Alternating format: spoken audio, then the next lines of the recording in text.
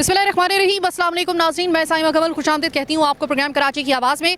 जनाब कुरंगी में एक दफ़ा फिर से मेरा आना हुआ है। 2.5 नंबर और 33D का ये इलाका है। पीछे जो आपको मनाज़िर नज़र आ रहे हैं, बाखुदा ये किसी कलरी झील के नहीं है, बल्कि ये आपको जो झील नुमा कोई चीज़ नज़र आ रही है अपेरेंटली इस वक्त अपनी स्क्रीन के ऊपर, वो झील भी इंतहाई गलीज़ पानी की है। और अफसोस का मकाम ये कि पीछे आपको यहाँ पे एक टुकड़े पे बाजार लगता हुआ तो नज़र आ रहा है, इधर आपको मस्जिद नज़र आ रही है इसी पानी के बीच में। और ये जो है वो सरकारी स्कूल है जो कि ऑन है, यानी यहाँ पर तालीम का सिलसिला इस वक्त जारी है इस पानी के अंदर से। ना आप अल्लाह के घर को साफ रख सके, ना अपने घर को बचा सके, और ना आप अपने बच्चों को जहाँ पे तालीम दिलवा रहे हैं उस स्कूल को आप बचा सके। तो फिर मेरे ख्याल में कि इससे ज़्यादा मातम का दूसरा कौन सा मकाम हो सकता है कि आपका वो शहर जिसको आप कहते हैं कि हमारी जान, हमारा दिल, हमारा तो जान का टुकड़ा है कराची, और कराची में हमारी रूह बसती है। इतने गलीज़ जगह पे आपकी रूह बस रही है, आप खुद सोचिए ज़रा। ये कराची अगर हम आपको दिखा देना कि कुछ अरसे पहले, यानी कि कुछ अरसे का मतलब ये कि कम से कम 2 दहाइयों पहले अगर आप इस जगह को देख लेते तो इस जगह की हालत देखकर अब जो उसकी तस्वीर आपके सामने आती तो यकीनन आपकी 8 आंसू आप रो पड़ते अगर आपको वाकई ही में कराची का दर्द होता, कराची को दिल समझते, कराची को अपनी जान समझते। हम तो आज इनकी आवाज़ बनने के लिए आई हैं, लेकिन जो लोग यहाँ पे रह रहे हैं ज़रा उनकी भी आवाज़ सुन लीजिए। अस्सलाम वालेकुम सर। यहाँ तो सही है, जाके गलियाँ तो देखे ना, गलियों में तो इससे भी बहुत ही बदतर हाल है। आने जाने की इतनी और की तकलीफ है, और मस्जिद में जाते हैं तो बड़ी मुश्किल से जाते हैं, छींटें और पड़ती हैं गंदे पानी की। जुम्मा पढ़ने आते हैं दोबारा और के वापस जाती है, पानी की छींटें पड़ जाती है, बड़ी और के पत्थर रख के बड़ी मुश्किल और के गुजरते हैं, लेकिन कोई किसी को एहसास ही नहीं है। ईद की नमाज यहाँ होती है, ईद की नमाज भी नहीं हुई, वो मस्जिदों में हुई। 6-7 मिनट से पानी यहाँ पे जमा, कोई पूछने वाले की नहीं है। पहले तो यहाँ पे नमाज जनाजा वगैरह जो थे वो इधर ही पढ़ाई जाती नमाज भी होती थी, अभी तो वो नहीं होती, मस्जिद में ये क्या हो रही है। अच्छा ये बताइए कि सर कि गुज़श्ता कितने अरसे से ये जगह ऐसी है? ये मेरे ख्याल ये कि साल तो आने वाला है ना, है साल से ऊपर हो जाए, मतलब ये इस तरह हाल इस तरह ये रहता। अभी ये जो बारिश हुई तो सारा ये पानी घरों में जाएगा, बारिश हुई तो पानी सारा और क्या गंदा पानी और क्या घरों में जाएगा। ये सुना है कि ये पानी सिर्फ इधर तक महदूद नहीं है, बल्कि इसकी आमेज़िश अब आपके घर में आने वाले पानी में भी हो गई है। काफ़ी हद तक हो गई है भाई, 15 से 16 साल हो गए, ना क्रिकेट खेला जा रहा, ना बच्चे खेल सकते हैं सुकून से। काफ़ी हद तक लगने को सफ़ा करवाया जाता है, मेहरबानी होगी आपकी। ये बच्चे इसी स्कूल में पढ़ रहे हैं, इसी यहीं से निकल के जाते हैं? जी, इसी स्कूल से, इसी रास्ते से निकल के आते हैं। ये पहले क्या था, ये ग्राउंड इतना बड़ा जो है ये क्या था पहले? ये ईदगाह थी, यहाँ ईद की नमाज़ पढ़ाया जाती थी। मैं इस जगह जहाँ से रिपोर्ट कर रही हूँ, अगर मैं गलती पे नहीं हूँ तो दरअसल ये ईदगाह है, और उसका ये हाल है कि यहाँ पे अच्छा ये पानी आ कहाँ से रहा है, कोई इसका कोई पॉइंट है कोई ऐसा, या फिर पानी छोड़ा जा रहा है इंटेंशनली यहाँ पर? ये गंदे पानी की लाइन टूटी हुई है, ये वो सही होने का नाम ही नहीं ले रही है अभी तक। मेरे ख्याल में कि अगर लाइन टूटी हुई है तो मेरे भाई वो तो इतना मुश्किल काम है भी नहीं, मुरम्मत सिर्फ करनी है। तो ईदगाह मतलब आप देखिए ना कि यहीं ईदगाह कितना ज़रूरी होता है, यहाँ पे बच्चे खेलते भी हैं, ईद बकरा ईद पर आपकी नमाजें होती हैं, जनाजा यहीं पर पढ़ाया जा रहा होता है। तो अब तो ये मेरे ख्याल में कि सिर्फ एक टुकड़ा जो बचा है वहाँ पे सिर्फ बाजार ही लगता है, बाकी तो ये गया सारा आपके हाथ से। जी, अब तो माशाल्लाह काफ़ी बेहतर हो गया, इससे भी ये गुजरा हो गया था, ये अब बेहतर हो गया माशाल्लाह से। तो आपसे गुजारिश करेंगे को सही कराएं जल्द से जल्द। बहुत शुक्रिया। अच्छा ये मुझे बताइए कि पानी तो है, पानी तो चले मुरम्मत होकर साफ़ हो जाएगा, अब किसकी मुरम्मत की जाए कि वो कचरा साफ़ हो जाए? ये कैसे जो कर उठाते हैं केएमसी वाले, इनकी मेहरबानी होगी अगर उठाएं कचरा, और कुछ हमारी भी होगी कि हम इसको एहतियात करें थोड़ी सी। कोई अगर मैं आपसे पूछूं 10-15 साल पहले इस जगह का क्या नक्शा होता था? ये मैदान था, बेहतरीन मैदान था, अच्छा मैदान था, क्रिकेट खेला जाता था, ये फुटबॉल ग्राउंड भी बनाया गया था, और टूर्नामेंट भी इधर हुए माशाल्लाह से, काफ़ी हद तक बेहतर था। अब तो इसका नक्शा नहीं जानने में आ रहा है। टूर्नामेंट किस चीज़ के होते थे, क्रिकेट के, फुटबॉल के? क्रिकेट के जी। ये बाजार यहाँ पे लगता है, तो बेचारा बाजार में आने वाले दुकानदार वगैरह जो भी आ रहे हैं वो इसी पानी से गुजर के आ रहे हैं या कोई दूसरा रास्ता है? नहीं, पीछे रास्ते से आते हैं, बहुत से पानी से आते हैं गुजर के। वो पीछे बहुत बड़ी मस्जिद मुझे नज़र आ रही है, गालिबन ये जामे मस्जिद है अगर मैं गलती पे नहीं हूँ। रहमानिया मस्जिद। रहमानिया मस्जिद, तो अब ज़ाहिर है कि आपकी इलाके की मस्जिद आपके लिए आपके घर से ज़्यादा जो है वो मेरे नज़र में बहैसियत मुसलमान अहम होती है, क्योंकि वो अल्लाह का घर होता है। ये तो हमारा घर है, वो तो अल्लाह का घर है। अल्लाह के घर पे आने के लिए तो पाकी बड़ी ज़रूरी होती है, बाकी कायम रह जाती है इस तक जाते जाते तक। नहीं, कपड़े नापाक हो जाते हैं छींटों से, कि बहुत से नमाजी आते हैं, कपड़ों पे छींटें आती हैं, और कभी कोई इत्तफाक से पत्थर मार दे तो वो नमाजी बेचारा अपने उससे ना पाकी से नापाक हो जाता है। अब आते हैं ज़रा उस मुरम्मत करने वाली उस लाइन की तरफ जिसकी वजह से ये पानी जमा हुआ है, वो पॉइंट है, ज़्यादा मेरे ख्याल दूर भी नहीं है। तो मुझे ये बताइएगा कि कोई इलाके का वाली वारिस है कि जो उसको मुरम्मत कराने की जिम्मेदारी ले रहा है? अभी तो कोई भी नहीं है, किसी ने भी नहीं इस पर ध्यान ही नहीं दिया बिल्कुल, ठीक है कि ये मेहरबानी करेंगे या गवर्नमेंट से मेहरबानी करेंगे इसको जल्द से जल्द सफा करो। भाई, निज़ाम से कोई शिकवा है आपको? आपके अपने इस इलाके को जब आप देखते हैं, निज़ाम से कोई शिकवा होता है? जी बिल्कुल, मेहमान आते हैं हमारे और देखते हैं कि जल्दी क्या चीज़ गंद फैलाया हुई है, तो मेहरबानी करेंगे उसको जल्द से साफ़ करा जाए। अस्सलाम वालेकुम। अस्सलाम वालेकुम, कैसे हैं जी? ठीक। अल्हम्दुलिल्लाह, आपकी दुआ। भाई ये बताएं कि हमारे घरों की तो चलो जब बात आ जाती है ना मस्जिद की और अपने घरों की, तो बहैसियत मुसलमान हम कहते हैं कि यार हमारे घरों की खैर है, मस्जिद को तो कम से कम बचाओ, इसको तो पाक रखो, क्योंकि परवरदिगार का घर है तो ये तो पाक होना चाहिए। यहाँ पे तो जाते भी आप वज़ू की हालत में ही है, इस पानी के दरमियान से छप छप करते हुए कैसे पाक हालत में आप जा सकते हैं? बहुत शुक्रिया। एक तो मैं आप सबका ये जो भी टीम वहाँ से चैनल्स के थ्रू आई है, मैं सबका आपका बहुत मशकूर हूँ कि जो आप लोगों ने यहाँ पर आए और आप लोग यहाँ पे सारा विज़िट करें, चेक करें। मेरा नाम बेसिकली अतीक है और मैं बेसिकली आर्किटेक्चर से बिलोंग करता हूँ। मैं पिछले 3 हफ्ते से इस सोसाइटी, इस पूरे हमारे एरिया के बारे में लिख रहा हूँ सोशल मीडिया के ऊपर। मेरे 2 ग्रुप्स हैं, कुरंगी लांडी का कारोबारी ग्रुप और दूसरा वॉइस ऑफ कुरंगी, उसके ऊपर मैं काफ़ी लिखता रहा हूँ। बेसिकली ये काफ़ी टाइम से प्रॉब्लम है, काफ़ी टाइम से, और इसके लिए फिर मैंने काफ़ी दरख्वास्तें जमा कराई हैं। और मसला ये कि इस आबादी में जितने लोग हैं, अब जुम्मे की नमाज़ में मस्जिद पूरी भरी होती है, ठीक है, पर यहाँ से जो लोग कीचड़ को, मट्टी को, गंदी चीज़ों को देखते हुए जाते हैं, जो ग्राउंड के अंदर जो पूरी मस्जिद जब फुल हुई होती है उनको ये दिखता नहीं है। अगर हम सब एक दफ़ा खड़े हो जाएं तो मामला। बहरहाल फिर मैंने दरख्वास्तें दी हैं MQM के ऑफिस में जाके दरख्वास्तें दी हैं कि इसके हवाले से तस्वीर मैंने इनकी काफ़ी सारी तस्वीर भेजी हैं। इलाके के एक जो भी सियासी जमात हैं उनको बताया कि जी ये मसाइल हैं और काफ़ी इस टाइम से मसाइल हैं, कचरे के मसाइल हैं, सीवरेज के मसाइल हैं। उसके साथ साथ ये जो गली के साथ जो पानी जहाँ से इसका, जिस जगह से इसकी निकासी हो रही है, इसके जगह 6-7 जगहें जो इस ग्राउंड में पानी की निकासी है, ये भी मैं अभी आपको विज़िट करवाता हूँ। मस्जिद नूर है, वो एक बैक साइड का एरिया है। ये सारा अच्छा एक एरिया पार्क बन सकता है। ये cricket ground, Rahmani cricket ground होता था, जहाँ पर मैंने खुद 20 साल पहले क्रिकेट रहा हूँ, बहुत अच्छा क्रिकेटर रहा हूँ। ये मेरा आबाई ग्राउंड है जिसके ऊपर मैं क्रिकेट खेलता रहा हूँ। अभी इसको ग्राउंड को भर भी दिया गया और मुसलसल तबाही का शिकार है। मेरे काफ़ी जितने भी आला हुकाम हैं यहाँ पे, जो MPS जिलानी साहब हैं, उनको रिक्वेस्ट की, उन्होंने कहा कि बेटा मैं इसके ऊपर काम लाजमी करूँगा। और जितने भी फ़हीम खान साहब हैं उनको भी मैंने सबको कंप्लेंट्स एक एक करके दरख्वास्तें मैंने जमा कर। फ़हीम खान साहब वो तहरीक इंसाफ वाले? जी, फ़हीम खान साहब जो MN है 241 के MN है हमारे कुरंगी के, उनको मैंने दरख्वास्तें जमा करा चुका हूँ। वो अवैस साहब जो हैं उनको भी दरख्वास्त है, वो बाकायदा यहाँ पे लाइन्स कल परसों शायद लाइन डलना स्टार्ट हो जाएगी, फिर हमारे पानी का मसला भी हल हो जाएगा। तो यकीनन उन सब ने मुझे यकीन दिलानी कराई है कि ये सारा काम आपका ग्रेजुअली हो जाएगा। ऐसा तो नहीं है कि मुझे ऐसा क्यों लग रहा है कि इस जगह पर MPA, MNA और जो पहले वो जो बल्दियाती निज़ाम में जो भी लोग थे वो अलग अलग पार्टियों के होंगे, एक पार्टी के नहीं होंगे? जी, आपने बिल्कुल ठीक कहा। ये बेसिकली 241 जो NA है, ये फ़हीम खान साहब PTI से यहाँ पे MNA मुंतखब हुए हैं। फिर जो जिलानी साहब हैं वो MKM पाकिस्तान के हैं। और बेसिकली ये जो दोनों हजरात हैं बहुत ज़्यादा कोऑपरेटिव हैं। ये जब फ़ोन करो, ये दोनों ग्राउंड के लोग हैं, मतलब ज़मीनी लोग हैं। जब इनको 3 बजे फ़ोन करो तो जब हाजिर होते हैं, तो ये हर तरह से हमारे साथ ताउन करें, कचरे के हवाले से, कीचड़ के हवाले से। ऑल्दो यहाँ पे जो रहने वाले कारकुनान हैं उन्होंने ज़िंदगी में कभी ये एरिया देखा ही नहीं कि जी ये मसाइल भी हो सकते हैं, अपना घर नहीं बराबर, तो इस वजह से उनको यहाँ पे ये दिखा नहीं। पर ये आप लोगों की, अभी आप लोग आए तो यकीनन ये ज़्यादा पॉपअप हो सकता है। और उन्होंने मुझे अच्छी यकीन दहानी भी करवाई है कि जी ये इंशाल्लाह सारे मसाइल हल होंगे और शायद ये पाइप भी कल परसों उतर जाएंगे। तो यकीनन ये हमारे लिए बेहतरी की बात है। अल्लाह करे कि ये प्रोग्राम जब नशर हो तो उसके फ़ौरन बाद अल्लाह करे कि कमिटमेंट पूरी हो जाए और इस मसले से निजात लोगों को मिल जाए। मैं मज़ीद लोगों से बात करूँगी लेकिन इस छोटी सी ब्रेक के बाद।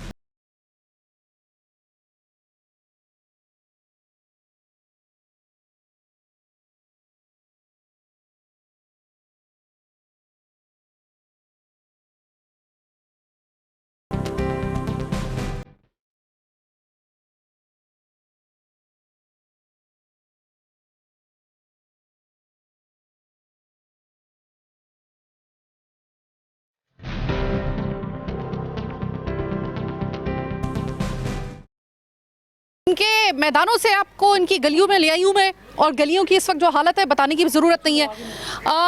किस्सा मुख्तसर ये बात एक ही पॉइंट पे ख़त्म करूँगी कि मुझे कोई गन पॉइंट पे अगर मजबूर करके भी यहाँ पर रहने पर मजबूर करे तो मैं गोली खाना ज़्यादा पसंद करूँगी।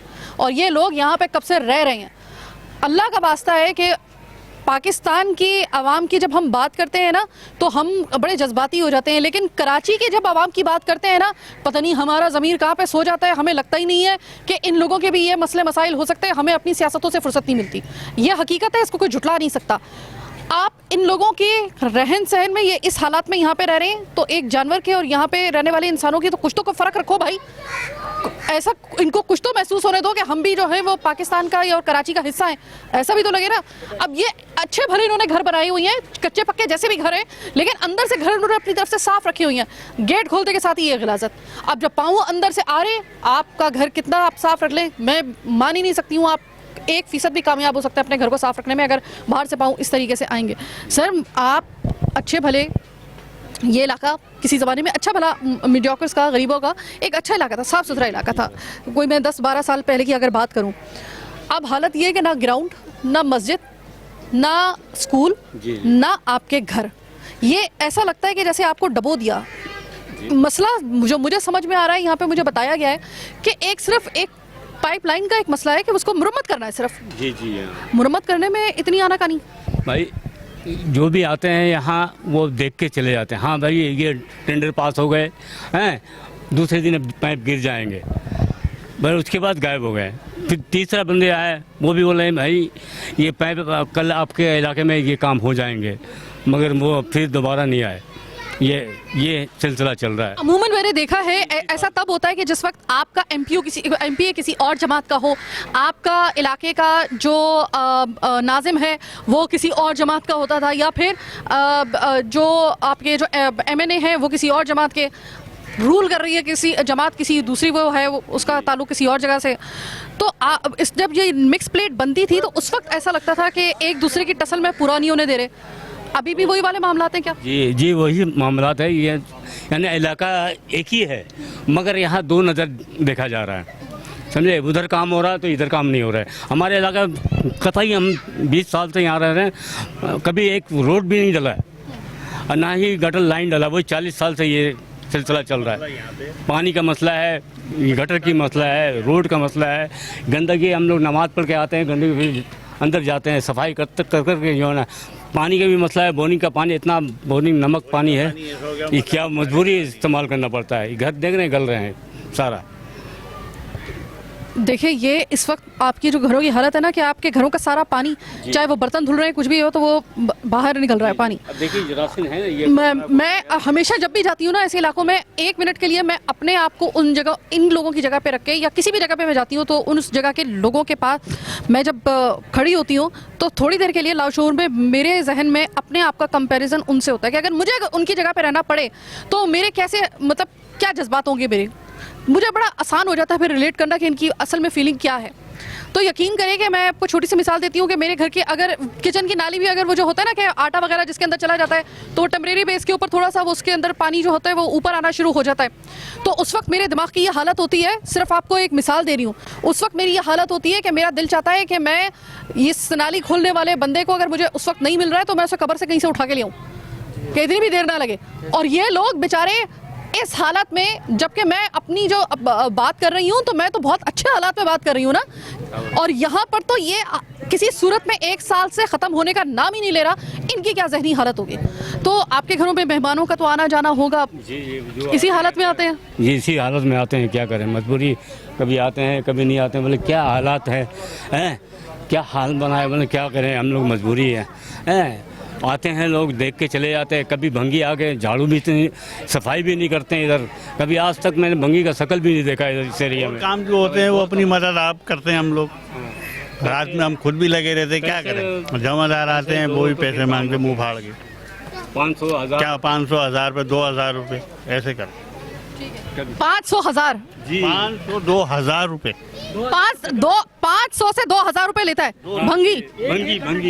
ये हमने चेम्बर एक जगह के। ये चेम्बर बनवाया था, 9000 रुपये खर्चा आया है इस पे। अपनी इसमें 9000 रुपए का खर्चा है जी, 9000। ये जो चैम्बर बनवाया आपने, लाइन क्लियर हो जाएगी, और वो भी चौक हुआ। 9000 रुपए गए भाड़ में, 9000 रुपये गए ऐसी चीज। क्योंकि लाइन सही नहीं है ना सर, लाइन दबा हुआ है। 40 साल 50 साल हो गए लाइन में, कभी काम नहीं हुई है, समझेंगे। इस दौरान में कभी कोई इलेक्शन भी आए, जाहिर है कि 1 साल आप बता रहे हैं, लेकिन उससे पहले आपने बताया कि ऑन एंड ऑफ ये रहता था, तो इस दौरान में इलेक्शन भी आए होंगे, तो इलेक्शन में कभी आपके उन फरिश्तों का इधर से गुजरना हुआ जो इलेक्शन में खड़े हुए थे? हाँ, यहाँ रहते हैं, यहाँ रहते हैं भाई। वो उसने कहा है पानी बिजली सब, यानी हमें यही दिलासा दिया और वो बोले हो जाएगा, मगर वो गया 5 साल के बाद, फिर वो नज़र नहीं आए। यानी वो जो फरिश्ते जो एक दफा नजर आए तो फिर दोबारा आपको नजर नहीं आए।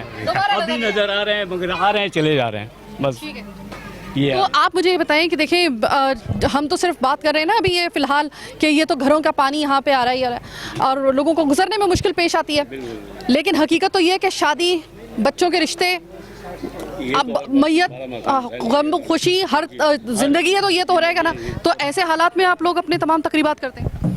हाँ, ऐसे हालात में भी क्या करें, रात को हम लोग खुद सफाइयाँ करते हैं, सब कुछ करते हैं। आप खुद सफाइयाँ कर रहे होते हो? तो हम लोग खुद लगे रहते हैं, क्या करें, मजबूरी खुद ही करते हैं हम लोगों ने। कभी कोई लग जाता है, कभी हम लग जाते, कभी। अच्छा, अभी आपको जो लग रहा है, जो बात आपके इलाके के मुंतज़मीन आके आपको कह के जा रहे हैं, उसको देख के क्या लग रहा है? उम्मीद नजर आ रही है कोई के हो जाएगा? ताउन हम लोगों के साथ करेंगे तो हो सकता है। आप सिर्फ तब बताइए ताउन किस ज़म्न में करना है, हम तो हाजिर हैं। हाँ, आपके साथ हैं, आपके साथ हैं, आप मुझे मदद करें, ये इस दौरान से जो है ना बाहर निकालें तो बड़ी मेहरबानी होगी आपकी। आपको कभी एहसास होता है आपके बच्चे ऐसे माहौल में पढ़ रहे हैं, पल भी रहे हैं, परवरिश भी पा रहे हैं, तो कैसा माहौल इन बच्चों को हम दे रहे हैं, कुछ ऐसा एहसास होता है? मसला ये बहुत तरीके, यानी ये आप बच्चे स्कूल जाते हैं तो उसके गोद लेकर जो है ना पार करते हैं, समझेगा नहीं, उसको यानी वहाँ तक पहुँचाते हैं, फिर उसको लेकर आते हैं, समझे, यही हालात है, क्या बोल सकते हैं। यही हालात है, क्या कर सकते हैं। बेबसी की तस्वीर, कराची की आवाम। छोटी सी एक ब्रेक का वक्त, ब्रेक के बाद वापस आएंगे, मजीद दुख सुनाएंगे आपको आवाम के।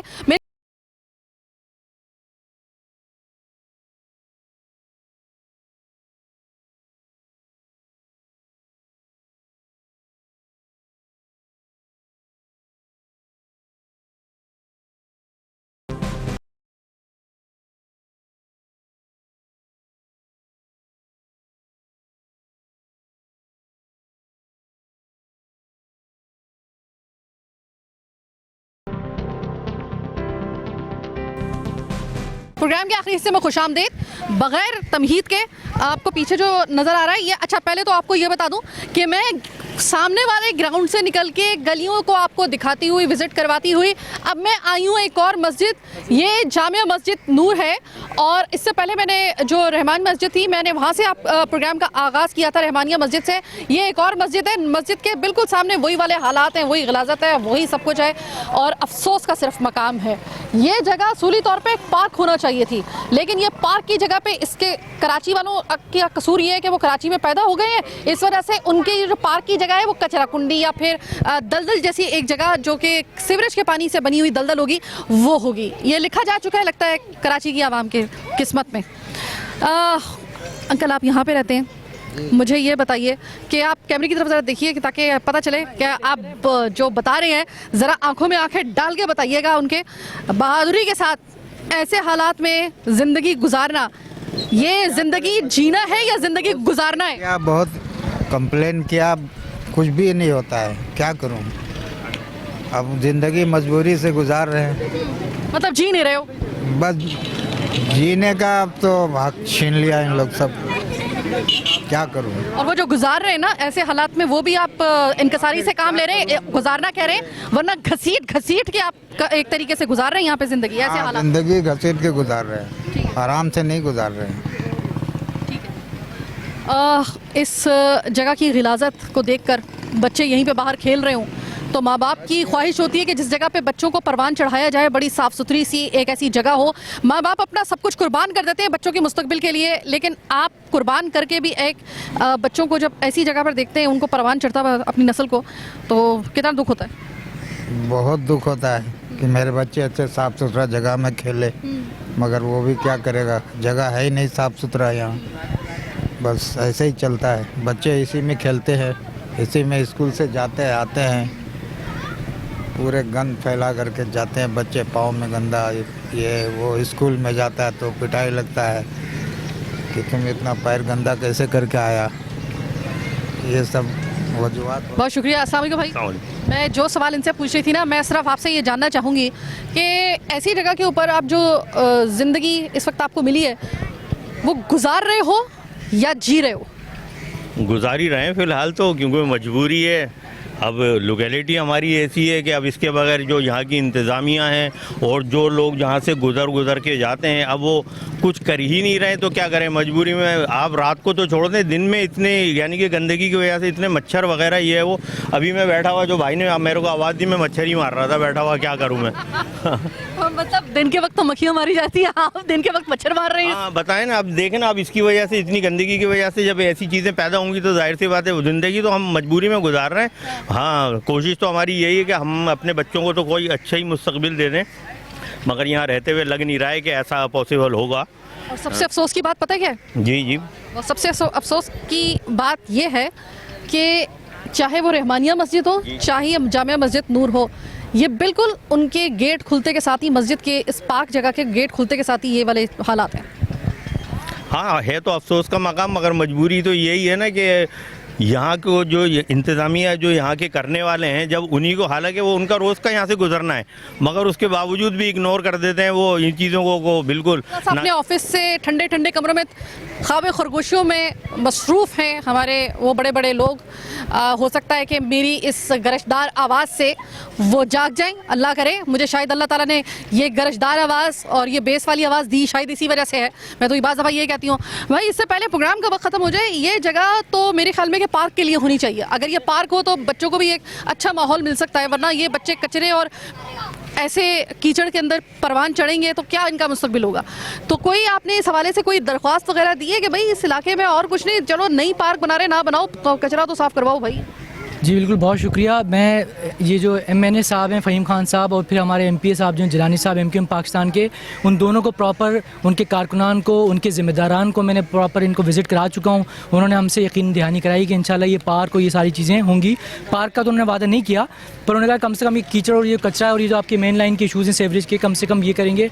और चूँकि ये मस्जिद नूर है, इसके सामने ये कोई 2-3 साल की, ये 2-3 साल नहीं है, ये कम से कम इसको 20 साल 15 साल हो चुके हैं इस कचरे को। और हम कंटिन्यूसली लोगों को बता चुके हैं, कंटिन्यूसली यहाँ के इदारों को और जो यहाँ के कारकुनान हैं उनको बता चुके हैं, वो देखते हैं। पर उनको भी और हम सबको मिलकर ज़ाहिर है इस एरिया के मसाइल को हल करना है, क्योंकि हम लोग मिडिल क्लास के लोग हैं, ठीक है। हम यहाँ कोई किसी और जगह पे शिफ्ट नहीं हो सकते, चाहेंगे तो क्या, कम से कम हमें अच्छा खासा अमाउंट चाहिए अपने मोहल्ले को शिफ्ट करने के लिए। हम 3-3, 4-4 फुट गहरी यानी नीचे हुए मकान के अंदर रहते हैं, और इसकी वजह ये है कि जी हम लोग रह रहे हैं तो ज़ाहिर हमारी मजबूरी भी है। हम शिफ्ट इसलिए नहीं कर सकते क्योंकि हमारे पास पैसे नहीं हैं, और हम पैसे अगर आ भी गए तो हम लोग इस मोहल्ले को नहीं छोड़ के जाना चाहते, क्योंकि यहाँ पर हमारी आबा अजदाद रह चुके हैं और रूट्स हैं आपकी, रूल्स हैं। तो इस वजह से क्योंकि हम इस मोहल्ले को, अब हम चाहते हैं कि जी हमारा आने वाली नस्ल है वो इस कचरे को ना देखे, आने वाली नस्ल है वो इस गंदे सेवरेज के पानी को ना देखे, इसलिए हम मेहनत करें। और अल्लाह ने आप लोगों को आपकी बरकत से यकीनन ये आज बात यकीनन आला हुकाम तक पहुँचेगी। शायद हम नहीं पहुँचा सके, शायद अल्लाह आप लोगों की बरकत से, आप सबकी बरकत से मैं आप लोगों को बहुत खराज तहसीन पेश करता हूँ कि आप लोग आए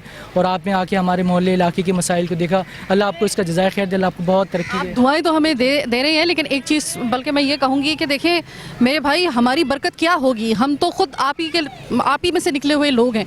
हम एक आवाज़ उठाते हैं, वह तो इज़्ज़ो मंतशा वह तो ज़िल्लो मंतशा, मेरा परवरदिगार इज़्ज़त दे देता है तो उस जगह मसला हल हो जाता है। वरना हमारी भी औकात नहीं है, हम भी आप ही जैसे लोग हैं। लेकिन अफसोस उस वक्त होता है कि जिन लोगों को हमने उन ऐसे नामों को कि जो इस वक्त बैठकर आपको पलट के पीछे देखते भी नहीं कि हमारी जिम्मेदारी क्या है, हम ही उनको लेकर आते हैं। सबसे बड़ी अफसोस की बात मेरे लिए ये।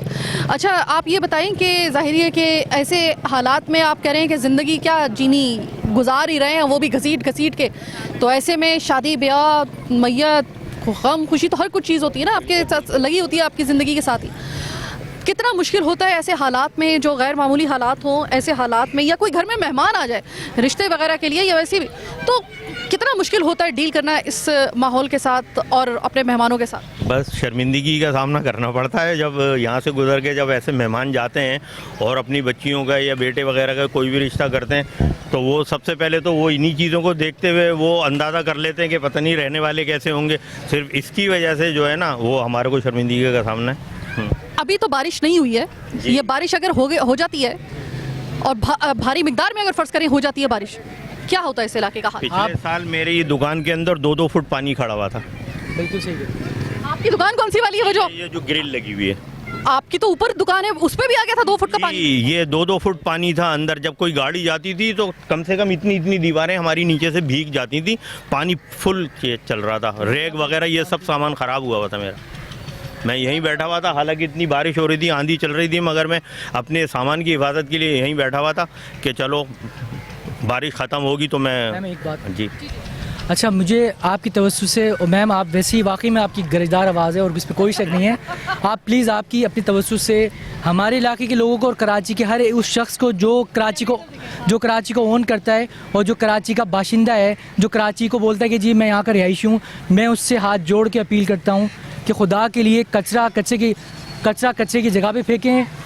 अगर कोई गंदगी होती है तो अपने मदद आपके तहत इंशाल्लाह आने वाले वक्त में शायद हम लोग इस सोशल वेलफेयर को भी हम शायद बनाएं, और हम मोहल्ला कमेटी भी एक बनाएं, और हम इसके ऊपर काम कर रहे हैं। मैं और कुछ असातिज़ा हमारे इसके ऊपर काम करें कि खुदा के लिए आप अगर कचरा फेंकेंगे तो थैली कचरा ये सब अपने निज़ाम अपने तरीके से फेंकें। अगर आज को ये इलाका साफ़ करवा लेते हैं, इन लोगों की बरकत से ये सारा कचरा गंदगी साफ़ हो जाती है, तो यहाँ पर ये लोग तो नहीं आगे खड़े हो सकते। यहाँ पे कोई MQM या PTI का बंदा तो नहीं खड़ा होगा कि भाई कचरा नहीं फेंको। ये तो हमारी जिम्मेदारी है। हम जब तक आके कचरे को साफ़ और सुथरा, हम अपने इलाके को साफ़ सुथरा नहीं करेंगे तो हम इसके लिए, और हम पूरा मोहल्ला, हम चाहे पूरी की पूरी ताकत लगा लें, पूरा कराची की सारी सोर्स यहाँ पे लगा लें, हम फिर 1 महीने बाद उस जगह खड़े होंगे जहाँ पर हम पहले खड़े। तो मैं आप सबसे रिक्वेस्ट करता हूँ, कराची के तमाम बाशिंदों से, ख़ासतौर से कुरंगी के 33D EC जितने मेरे भाई, जितने भी मेरे इलाके के लोग हैं, खुदा के लिए कचरा, खुदा के लिए गंदगी को दूर रहें। अपने इलाके में अगर कोई कीचड़ कर रहा है, कोई गटर का इशू है, तो 50-50 रुपये देके अपने मसले को इमीडिएटली हल कर दे। गवर्नमेंट के इंतजार ना करें, वो आएगा,